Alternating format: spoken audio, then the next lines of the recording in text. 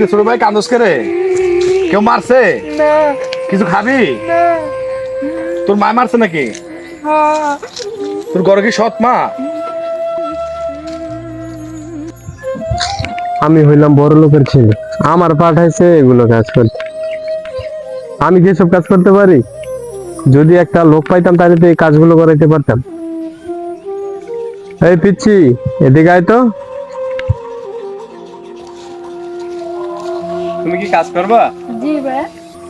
এই যে লাকড়িগুলো দেখতেছো না, এগুলো এই জায়গায় সুন্দর করে বাজায় রাখবা, ঠিক আছে? তোমার এই সারাদিনে আমি 100 টাকা দেবো, ঠিক আছে? তুমি কি পারবা করতে? জি ভাই। আচ্ছা তাহলে আমি জায়গা, ঠিক আছে? তুমি সুন্দর করে এগুলো এখানে বাজায় রাখবা, ঠিক আছে? আমি আসতেছি বিকালে।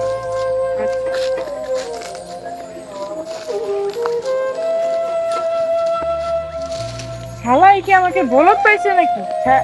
তার সারাদিনের কাম 150 টাকা করবো, ওর কাজ ভালো করবো না।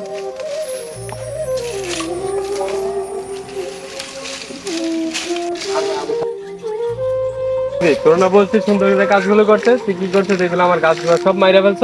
150 টাকার কাজ কি আর থেকে ভালো হবে নাকি? এই শালা ফকির। যা বাগ আনতে।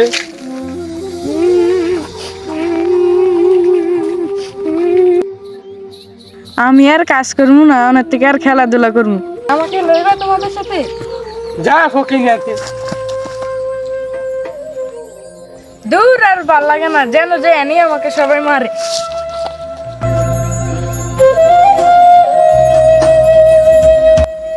ছোট মন খারাপ? সকাল থেকে তোর দিকে দেখলাম, যদি এখানে যাচ্ছ তোরে সবাই মারতাছে, কেউ গালি দিতেছে। সমস্যাটা কি তোর? তোর বাসায় কি কেউ নাই? না, আমি কি তোর নাম কি?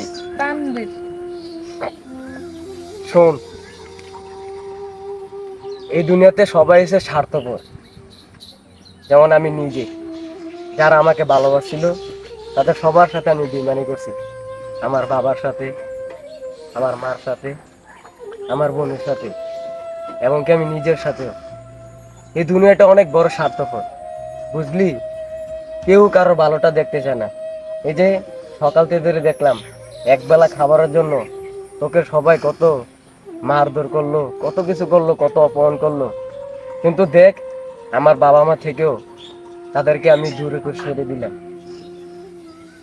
কি বলবো বুঝ, ছোট থেকেই মা বাবা অনেক স্নেহ করে, আদর করে, ভালোবাসা দিয়ে আমাকে বড় করেছে।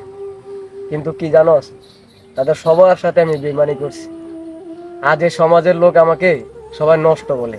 কেন জানোস? কারণ আমি বাবা মার অবাধ্য হয়েছি, এই কারণে আমাকে নষ্ট বলে। আর আজকে তোকে দেখলাম, তোর বাবা মা নেই, এই কারণে তোকে সমাজের লোক নষ্ট বলে। কেন? তোর বাবা নাই, মা নাই, এই কারণে।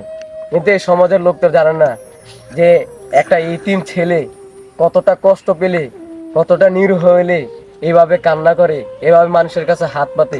কেউ কিন্তু এই সমাজের লোক দেখে না। যখন আবার আমাদের মতন ফ্যামিলির ছেলেরা দেখবি যে মা বাবা থেকেও রাস্তায় রাস্তায় গিয়ে ঘুরে, তাদেরকে সবাই নষ্ট বলে, কিন্তু আসলে তারা কিন্তু নষ্ট। আর যারা ওই যে এতিম, তাদের মা বাপ নেই, তাদেরকে কেন নষ্ট বলে? কারণটা জানোস?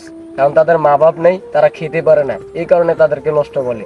তাদের শেষ ভাগ্যের পরিণতি কি হয় জানোস? ওই যে আল্লাহ তাআলার কাছে শেষবারের মতন একটা নালিশ দেয়।